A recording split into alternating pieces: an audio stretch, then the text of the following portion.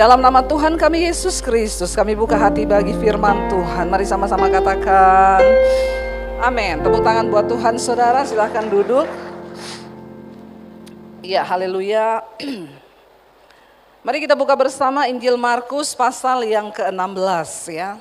Ya, Markus 16 ayat yang pertama, kalau lihat di sana judulnya Kebangkitan Yesus, saudara. Ayat yang pertama di sana dikatakan demikian firman Tuhan. Setelah lewat hari Sabat, ya, baca bersama yuk. Setelah lewat hari Sabat, Maria Magdalena dan Maria ibu Yakobus serta Salome membeli rempah-rempah untuk pergi ke kubur dan meminyaki Yesus. Dan ayat 2, dan pagi-pagi benar pada hari pertama minggu itu, setelah matahari terbit, pergilah mereka ke kubur. Mereka berkata seorang kepada yang lain, siapa yang akan menggulingkan batu itu bagi kita di pintu kubur? Tetapi ketika mereka melihat dari dekat, tampaklah batu yang memang sangat besar itu sudah terguling. Lalu mereka masuk ke dalam kubur dan mereka melihat seorang muda yang memakai jubah putih duduk di sebelah kanan. Mereka pun sangat terkejut. Tetapi orang muda itu berkata kepada mereka, jangan takut. Kamu mencari Yesus orang Nazaret yang ia telah bangkit. Ia tidak ada di sini. Lihat, inilah tempat mereka membaringkan dia. Tetapi sekarang pergilah katakanlah kepada murid-muridnya dan kepada Petrus. Ia mendahului kamu ke Galilea. Di sana kamu akan melihat dia seperti yang sudah dikatakannya kepada kamu. Lalu mereka keluar dan lari meninggalkan kubur itu sebab gentar dan dahsyat menimpa mereka. Mereka tidak mengatakan apa-apa kepada siapapun juga karena takut. Dengan singkat mereka sampaikan semua pesan itu kepada Petrus dan teman-temannya. Sesudah itu Yesus sendiri dengan perantaraan murid-muridnya memberitakan dari timur ke barat berita yang kudus dan tak terbinasakan tentang keselamatan yang kekal itu. Amin saudara. Jadi ketika hari yang ketiga, tadi pagi saya sudah membahas bahwa tentara-tentara Romawi meminta kepada Pilatus untuk kubur Yesus dijaga. Karena mereka berkata semasa hidup dia sudah berkata bahwa dia akan mati tetapi pada hari yang ketiga dia akan bangkit. Mereka bilang begini, nanti kalau memang jenazahnya hilang dicuri oleh murid-muridnya akan semakin banyak orang yang disesatkan. Dan akhirnya saudara kubur itu dijaga. Tetapi ketika dikatakan ya ketika hari Minggu itu pada hari yang ketiga, Maria Magdalena, Maria ibu Yakobus serta Salome itu mereka pergi membeli rempah-rempah untuk dibawa ke kuburan Yesus dengan tujuan mereka ingin memberi rempah-rempah kepada jenazah Tuhan Yesus. Pada zaman dulu saudara, untuk apa orang memberi rempah-rempah kepada jenazah? Supaya lebih awet, lama untuk membusuk. Ya, di Toraja saya pergi lihat kuburan-kuburan di gua-gua saudara. Ya, jadi ada yang masih utuh jenazahnya ya.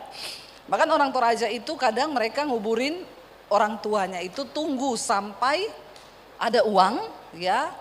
Baru setelah itu dikubur kalau sudah bisa beli kerbau dan lain sebagainya saudara. Nah selama itu kadang disimpan dulu itu jenazah. Ya jenazah itu disimpan supaya awet dikasih rempah-rempah. Maka ibu-ibu kalau pengen awet banyak makan rempah-rempah. Ya, rempah-rempah apa bu? Kunyit, jahe, di Palu ini banyak ikan woku toh. Nah itu makan woku tiap hari itu awet pasti. Ya selain awet hemat karena banyakin kuah aja toh. Mereka ini luar biasa. Saudara kenapa? 3 hari yang lalu mereka baru menyaksikan dengan mata kepalanya bagaimana penyiksaan yang begitu luar biasa terhadap Tuhan Yesus. Itu kalau orang gak kuat imannya, gak kuat hatinya, lihat itu disalib saudara, disiksa. Dan memang pada zaman dulu tentara Romawi itu memang harus hukuman mati itu adalah salib. Dulu belum ada kursi listrik, belum ada senjata. Ya, kalau sekarang mungkin tembak mati hukuman matinya, tapi zaman itu bisanya memang ya salib.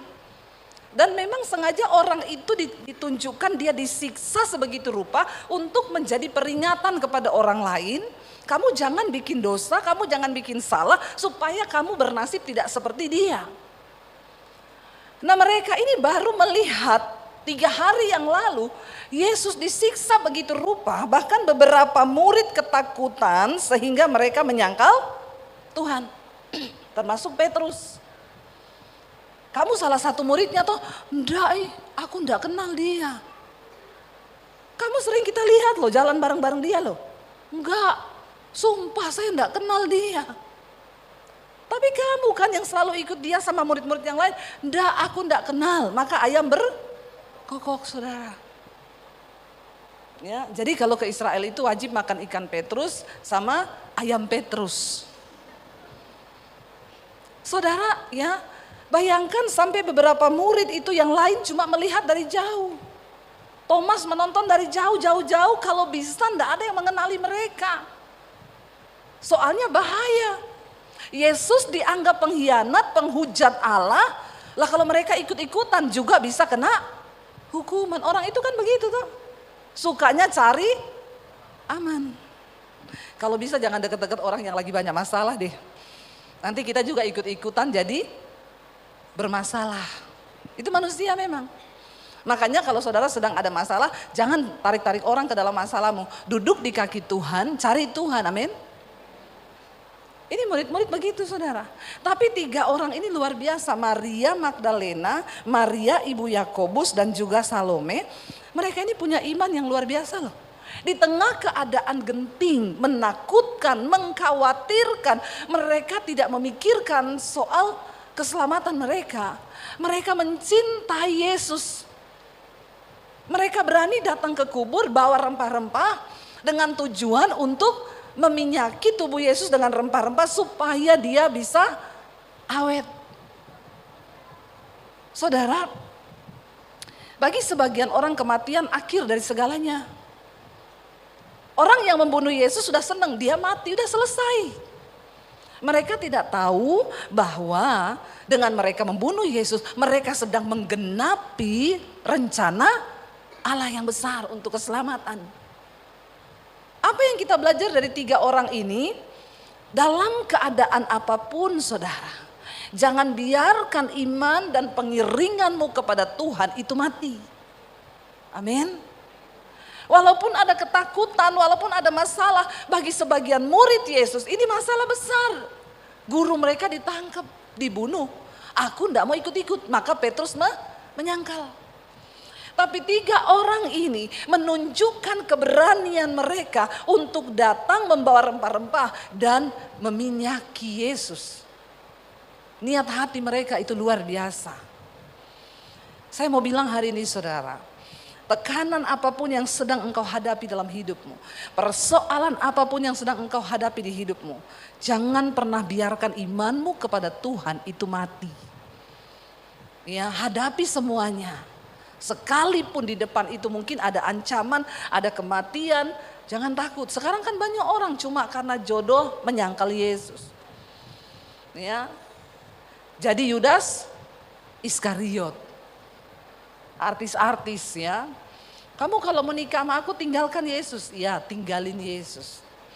Padahal belum tantangan mati loh. Orang Kristen sekarang ini kan enggak ada pergumulan itu karena mau dibunuh karena nama Yesus, enggak ada. Kita persoalannya cuma yang alay-alay, yang lebay-lebay saja.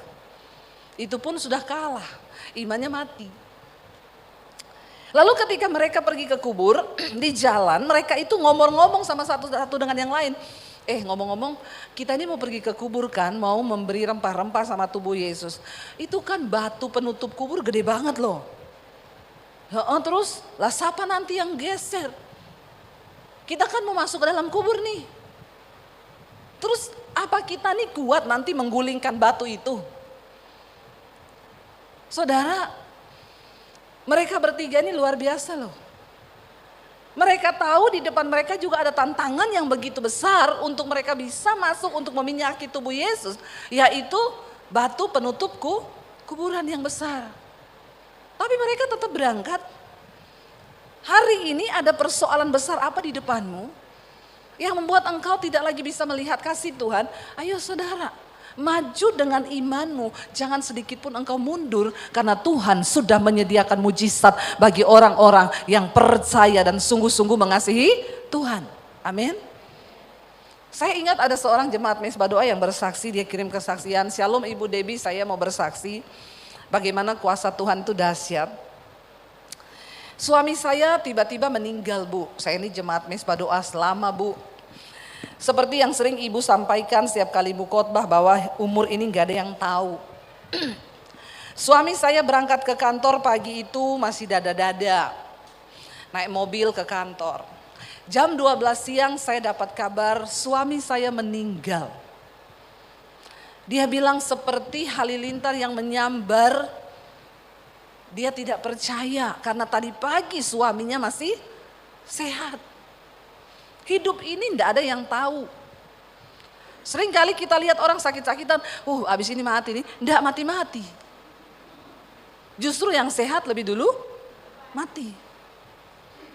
Nggak ada yang tahu hidup ini. Saya ingat Ibu Jane ya, Bu. Berapa tahun yang lalu Ibu Jane ini jemput kami dengan suami. Saya ingat waktu itu kita makan durian tuh. Saya ngobrol-ngobrol sama suami, saya tanya sama suaminya, "Pak, kalau mati sudah siap belum?" Sambil bercanda. Suaminya Bu Jane bilang, "Saya mati siap, Bu. Yang nggak siap itu setengah mati." Jadi saya ini berdoa sama Tuhan, kalau saya mau dipanggil Tuhan mati, saya maunya langsung mati, jangan setengah mati. Saya kaget waktu itu Ibu Jane mau ke Jakarta, ngabarin, "Bu, kita mau ke Jakarta, nanti ke Bandung liburan sama anak-anak, nanti kalau sempat ketemu." Dapat kabar saudara, suaminya meninggal di bandara Jakarta. Lagi nunggu bagasi loh. Sehat, saya tanya, "Bu, emang Bapak enggak ada mengeluh sakit di dada?" Enggak, semuanya seperti biasa, di pesawat tidur. Lagi nunggu bagasi, Ibu Jane bilang, "Pak, aku ke toilet dulu sebentar ya, kamu liatin tas kita kalau lewat ya." "Iya, jangan kelewatan loh." "Kagak." Bu Jane ke kamar mandi di toilet, balik, "Loh, suamiku mana?" "Loh, itu orang kok sudah pada ngumpul." Larilah, suaminya udah jatuh di situ, meninggal saudara. Hidup ini kan gak ada yang tahu ya. Tapi doanya Bapak terjawab ya, Bu. Dia bilang siap mati, tapi tidak siap setengah mati. Tapi yang lebih gak siap lagi yang ditinggal ini. Karena lagi sehat-sehat, makanya Bapak Ibu ya, kalau masih ada pasangan di sebelahmu, ya coba ditepuk dulu pasangannya, disayang begini ya. Karena kau enggak tahu kapan dia diambil Tuhan ya. Ayo coba disayang gini pasangannya, jangan pasangan orang lain. Disayang tuh istrinya, suaminya dibelai begini, karena kita nggak tahu. Ya, kita benar-benar nggak tahu. Lalu ibu itu bilang begini, "Saya, Bu, tidak menyangka karena pagi itu saya masih lepaskan suami saya pergi kerja. Dan bukan hanya itu, setelah pemakaman saya baru lihat-lihat suami saya meninggalkan bukan warisan harta, tapi hutang. Dan saya ini nggak punya penghasilan, saya tidak bisa meneruskan pekerjaan suami saya. Utang yaitu cicilan mobil yang baru diambil." Lalu dia pergi ke dealer mobil itu, dia bilang, "Maaf, suami saya meninggal. Saya mau tanya perihal mobil ini bagaimana?" Mereka bilang, "Ya Bu, di dalam perjanjian asuransi, Bapak harus tetap membayar, melunasi karena Bapak sudah tidak ada, Ibu." "Oh, itu enggak ada perjanjian kalau meninggal selesai." "Oh, enggak ada, kecuali Bapak meninggalnya kecelakaan." Ini kan enggak kecelakaan. Jadi ibu yang harus meneruskan. Dia pulang saudara, dia nangis saudara. "Tuhan, aku ini enggak ada kerjaan." Waktu itu dia sempat menyalahkan Tuhan dan bertanya, "Kenapa Tuhan, kenapa Tuhan, kenapa Tuhan?" Ketika sesuatu yang tidak kita mengerti menimpa kita, reaksi pertama dari seorang manusia itu selalu bilang, "Kenapa aku Tuhan?" Waktu saya divonis sakit, ginjal saya mengecil 3 cm, terjadi penyumbatan, terendam air, pembengkakan di saluran kemih. Saya bilang, "Kenapa saya Tuhan? Saya ini tiap hari pelayanan loh. Kenapa bukan orang-orang yang dugem-dugem itu, mabok-mabok itu? Kenapa bukan mereka yang mengalami begitu? Itu reaksi manusia yang memang sangat normal. Lalu dia bilang semakin setiap hari dia menangis, mengasihani diri dan bertanya, kenapa aku Tuhan, kenapa? Dia menjadi semakin jauh dari Tuhan.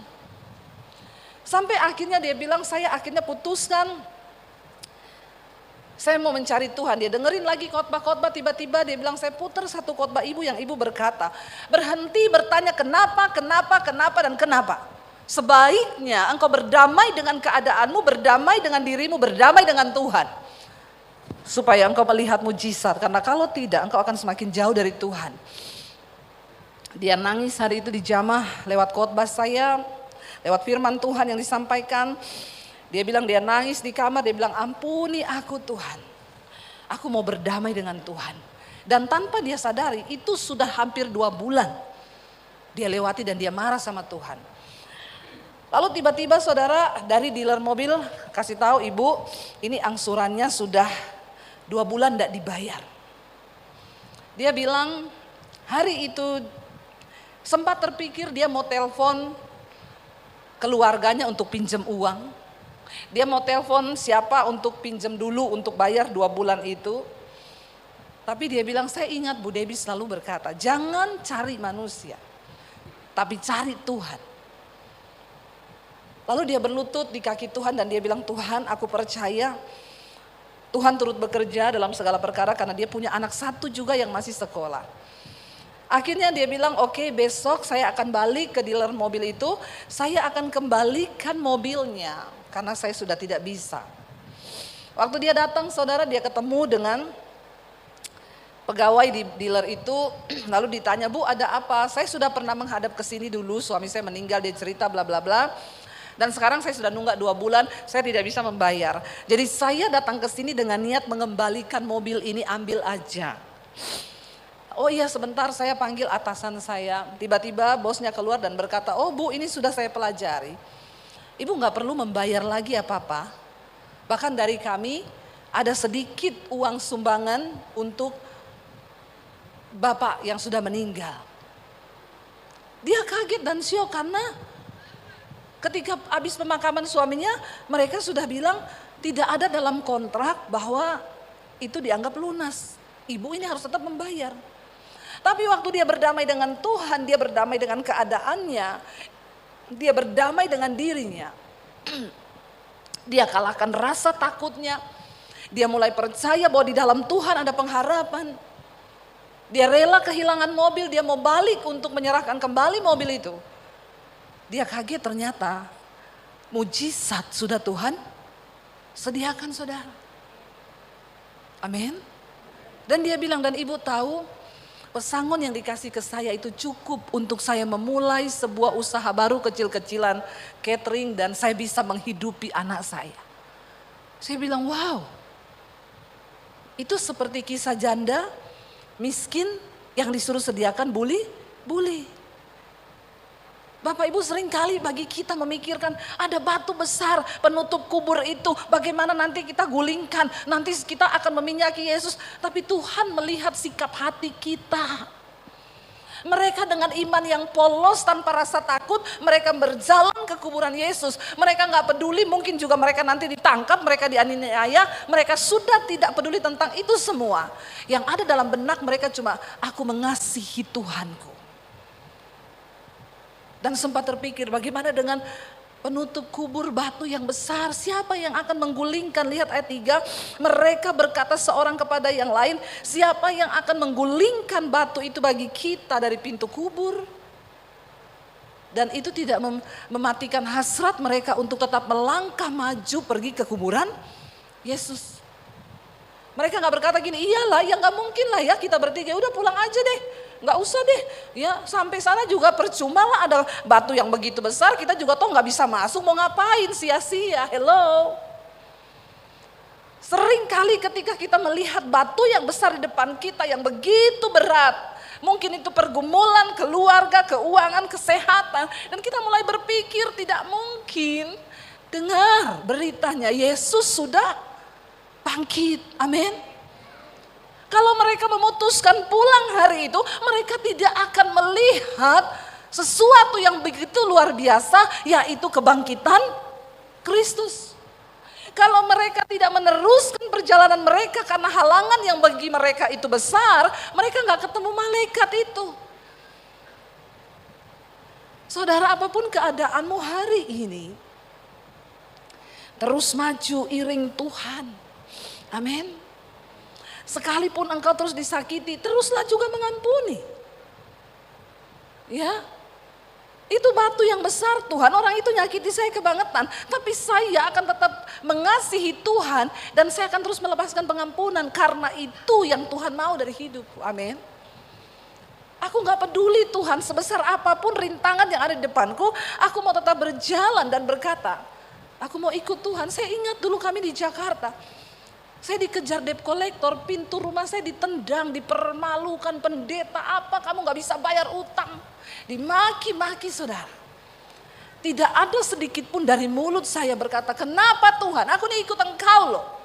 Saya masuk ke kamar, saya bilang, Tuhan kalau engkau izinkan ini terjadi, aku cuma mau bilang, Tuhan engkau baik. Engkau baik Tuhan, aku tidak akan pernah menyangkal engkau. Karena persoalan masalah yang aku hadapi hari ini. Aku cuma mau bilang engkau baik Tuhan, dengan air mata yang berlinang. Saya berkata Tuhan engkau baik. Amin saudara. Jangan biarkan semangatmu pupus, jangan biarkan keinginanmu itu mati, harapanmu mati cuma karena ada sebuah masalah yang aduh batu di kuburannya Yesus itu gede banget ya, kita pulang aja deh. Karena Tuhan menyediakan mujizat bagi orang-orang yang pantang menyerah dan pantang mundur untuk ikut Tuhan. Apa yang saya alami hari ini saudara? Ini adalah bagian dari keteguhan iman saya untuk mengikut Tuhan Yesus. Saya bilang pantang mundur Tuhan. Udah gak bisa mundur. Karena Yesus itu pilihan terbaik di hidup saya. Amin saudara. Dia pilihan terbaik bagi hidup. Gak ada yang lain. Mereka tetap berjalan maju. Mereka tidak peduli. Ayat 4 berkata, tetapi ketika mereka melihat dari dekat, tampaklah batu yang memang sangat besar itu. Ya. Ayat yang berikutnya dikatakan mereka memang melihat ya batu yang memang sangat besar itu. Ayatnya tolong tayangkan. Ayat 4 saudara ya. Dikatakan tetapi ketika mereka melihat dari dekat tampaklah apa? Batu yang memang sangat besar itu sudah terguling. Hello saudara, sering kali kita gak perlu mikirin bagaimana cara Tuhan tolong kita. Karena Tuhan punya 1001 macam cara yang tidak masuk akal dan logika kita yang dia sanggup kerjakan. Ketika saya mau bangun sekolah misi, saya bilang sama suami, dananya hampir 4 miliar tuh duitnya siapa? Ya udah kalau gitu kita taruh aja nomor rekening nanti di YouTube. Gampang lah kalau saya ngomong, saudara kami mau bangun sekolah, saudara boleh menabur ini nomor rekeningnya, kan pastilah ya. Kalau Mesbah Syukur yang nonton 50.000, taruhlah 1.000 orang nyumbang, pasti ketutup. Tapi ketika saya mau melakukan itu Tuhan bilang, coba kamu lakukan itu. Maka aku ndak ikut di dalamnya. Mungkin kamu dapat uang yang kamu mau, tapi aku Tuhan tidak ikut bekerja. Karena kamu sudah mencoba menggunakan kekuatanmu secara manusia. Seperti Daud yang mencoba menghitung kekuatan pasukannya. Pada Daud tahu dia mengalami kemenangan bukan karena pasukannya yang besar, tapi karena kuasa Tuhan yang besar atas hidupnya. Amin. Karena kami sudah komitmen tidak akan pernah taruh nomor rekening di layar YouTube. Lalu saya bilang sama suami, enggak usah ditaruh. Terus biarkan Tuhan yang bekerja. Satu demi satu saudara. Dalam waktu hanya 7 bulan pembangunan sekolah selesai. Uang yang sudah saya siapin tidak terpakai. Satu-satu orang datang. Ya, kasih yang kita butuhkan semua. Sampai hari ini sudah 3 angkatan sekolah misi. Ada beberapa dari Palu juga yang datang ke sana. Kalau ada yang mau masuk lagi nanti bulan Juni ada pendaftaran kembali. Saudara kalau tidak punya uang tapi engkau punya kerinduan. gratis benar-benar, nggak usah bayar apa-apa. Saudara bisa hubungi nomor telepon yang ada. Cuma satu kerinduan kami, seperti yang visi Tuhan kasih, supaya semakin banyak orang yang punya hati misi dan semakin banyak penuai di akhir zaman. Kita nggak perlu mikir bagaimana cara menggulingkan batu besar itu. Orang yang berjalan dengan visi Tuhan, kau nggak perlu mikir, aku nggak punya modal. Waktu perkenanan Tuhan ada atas hidupmu, sesuatu yang mustahil akan menjadi mungkin, sebab Dia Tuhan yang turut bekerja. Mereka melihat batu yang memang sangat besar itu, kata firman Tuhan, sudah terguling. Gak usah kau pikir bagaimana menggulingkan batu yang ada dalam rumah tanggamu. Bagaimana bikin suamimu bertobat. Bagianmu duduk di kaki Tuhan. Berdoa, senangkan hati Tuhan. Maka Dia Tuhan yang akan turut bekerja untuk mendatangkan segala kebaikan di hidup kita. Ayat yang kelima, lalu mereka masuk ke dalam kubur dan mereka melihat seorang muda memakai jubah putih duduk di sebelah kanan. Mereka pun sangat terkejut. Saudara, tidak semua murid Yesus dapat kesempatan melihat malaikat Tuhan. Tapi Maria Magdalena, Maria ibu Yesus dan Salome melihat malaikat Tuhan berbicara kepada mereka. Tidak semua orang Kristen akan mengalami hal-hal supranatural dalam hidup mereka. Ada orang Kristen yang bertanya sama saya, Bu, kok ibu bisa dengar suara Tuhan? Aku seumur-umur jadi Kristen, tidak pernah dengar suara Tuhan. Lah yang kau dengar suara setan terus. Tidak semua, saudara. Kalau kau hanya menjadi Kristen biasa-biasa saja,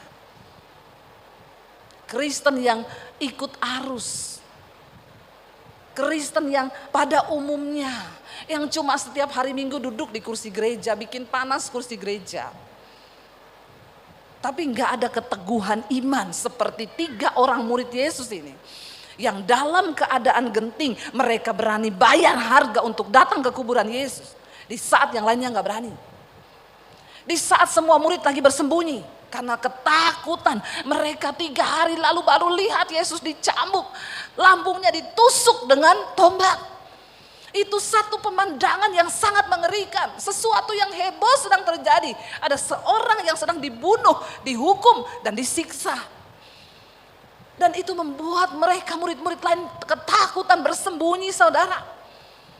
Tapi 3 orang ini tanpa gentar mereka datang ke kuburan dengan semua resiko yang mereka sudah berani untuk tanggung. Sekali kau putuskan ikut Yesus, kau harus berani tanggung semua resikonya sampai di garis akhir. Amin, saudara. Hanya orang yang berani bayar harga, saudara. Kalau kau cuma jadi Kristen yang suka kenyamanan, ya akan seperti itu terus. Tapi kau kalau mau menjadi orang yang berani bayar harga, ketika menghadapi kesulitan, jangan cari orang lain, cari Tuhan. Puasa, doa, cari kehendak Tuhan, minta pertolongan Tuhan, maka engkau akan alami mujizat. Ketika saya mengalami kesulitan keuangan, setan bujuk, hubungi keluargamu minta duit, hubungi iparmu minta uang. Saya bilang no. Saya tidak mau mempermalukan Tuhan dengan minta kanan kiri. Saya mau duduk di kaki Tuhan. Sebab Dia Tuhan yang lebih tahu bahkan apa yang saya butuhkan saat ini. Amin, saudara. Orang-orang yang berani bayar harga. Orang-orang yang berani melangkah dengan Tuhan. Mereka yang akan melihat. Tidak semua murid Yesus punya pengalaman pribadi bisa lihat malaikat. Tapi 3 orang ini lihat seorang muda. Seorang malaikat memakai jubah putih. Mereka sangat terkejut. Tetapi orang muda itu berkata kepada mereka, jangan takut. Kamu mencari Yesus orang Nazaret yang disalibkan itu. Ia telah bangkit. Ia tidak ada di sini. Lihat, inilah tempat mereka membaringkan Dia. Tetapi sekarang pergilah, katakanlah kepada murid-muridnya dan kepada Petrus. Kenapa dia ngomongin Petrus di situ? Cuman Petrus yang disebut. Karena Petrus sudah menyangkal. Petrus sudah menyangkal, ngomong tidak kenal Yesus. Petrus sudah menyangkal. Malaikat itu bilang, katakan kepada murid-muridnya dan kepada Petrus. Dia nggak sebut Andreas, dia nggak sebut yang lain, tapi Petrus disebut. Karena ketika Yesus cerita sama Petrus, aku nanti akan ditangkap, dianiaya. Petrus bilang apa? Siapa Tuhan yang berani menganiaya engkau? Langkahi dulu mayatku. Aku yang akan membela engkau habis-habisan. Orang itu kalau kebanyakan omong saudara, ya begitu itu. Mending gak usah omong, tapi buktikan keteguhan imanmu kepada Tuhan. Malaikat itu bilang, kasih tahu sama Petrus, dia tunggu engkau di Galilea. Di sana kamu akan melihat dia seperti yang sudah dikatakannya kepada kamu. Seberat apapun masalah yang kau hadapi hari ini, jangan takut. Yesus yang berkata dia akan bangkit, dia bangkit. Dan mereka pergi, mereka keluar lari meninggalkan kubur itu dengan perasaan gentar dan dahsyat yang menimpa mereka. Mereka tercengang-cengang dan terheran-heran. Mungkin mereka berlari dengan berurai air mata. Wow, Tuhan, kami mengalami hal yang begitu dahsyat di kuburan. Untung kami datang. Coba kalau kami nggak datang. Cuma orang-orang yang punya keberanian lebih mengikut Tuhan, mereka yang akan mengalami hal-hal yang supranatural bersama Tuhan. Bukan orang yang punya iman biasa-biasa yang standar aja. Kalau Alkitab suruh hidup kudus, ayo berani hidup kudus. Jangan ada kepahitan, jangan ada iri hati, periksa hati kita. Bayar harga untuk Tuhan sungguh-sungguh supaya kita menyenangkan hati Tuhan. Dan dikatakan di sana, wow, hati mereka luar biasa. Dengan singkat mereka sampaikan semua pesan itu kepada Petrus dan teman-temannya. Sesudah itu Yesus menampakkan diri berkali-kali kepada banyak orang. Dan Yesus sendiri dengan perantaraan murid-muridnya memberitakan dari timur ke barat berita yang kudus, yang tak terbinasakan tentang keselamatan yang kekal. Apa respon kita menanggapi kebangkitan Kristus? Pesan pertama yang Yesus berikan kepada murid-muridnya waktu dia bangkit, dia bilang, pergilah ya ke segala penjuru bumi, beritakanlah Injil tentang keselamatan. Ayo orang Kristen di Palu, setelah engkau diselamatkan, setelah engkau dipulihkan Tuhan hidupmu, tugas kita memberitakan Injil. Karena orang yang bekerja bagi Tuhan adalah mereka yang memberitakan Injil. Beritakan Injil sama temanmu, sama tetanggamu, sama orang-orang yang sedang dalam masalah. Saudara gak perlu hafal ayat untuk beritakan Injil. Saudara cukup rangkul aja dan bilang, Tuhan Yesus mengasihimu loh. Kamu mau gak saya berdoa buat kamu? Dan engkau sedang menginjil. Kenapa saudara? Karena kita sedang berada di akhir zaman. Tuhan cari para penuai-penuai yang mau bekerja di akhir zaman. Dan kalau engkau bekerja di akhir zaman, Tuhan bilang apa? Kalau engkau mau memberitakan Injil kerajaanku, maka aku berjanji, aku akan menyertai kamu sampai akhir zaman, ya. Baca Matius 28 yang terakhir. Ya, Matius 28 ayat yang ke-16. Saya minta para imam musik bersiap di depan. Matius 28 ayat 16, perintah untuk memberitakan Injil. Kalau saudara lihat di atasnya, Yesus bangkit. Ya, saudara lihat di atasnya itu Yesus bangkit. Matius 28 ayat 1, kebangkitan Yesus. Matius 28 ayat 16, perintah untuk memberitakan Injil. Baca bersama, dan ke-11 murid itu berangkat ke Galilea, ke bukit yang telah ditunjuk Yesus kepada mereka. Setelah dia bangkit tadi kan malaikat itu bilang pergi ke Galilea. Ketika mereka melihat dia, mereka menyembahnya, tapi beberapa orang ragu-ragu.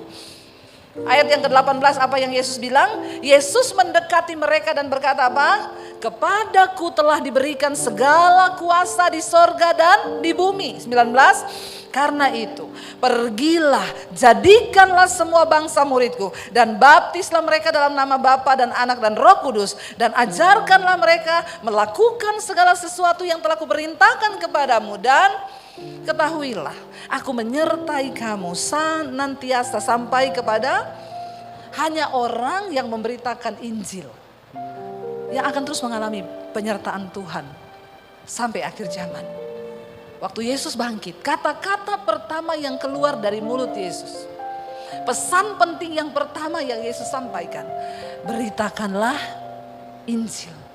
Beritakanlah Injil dan baptislah mereka. Dalam nama Bapa, Anak, dan Roh Kudus.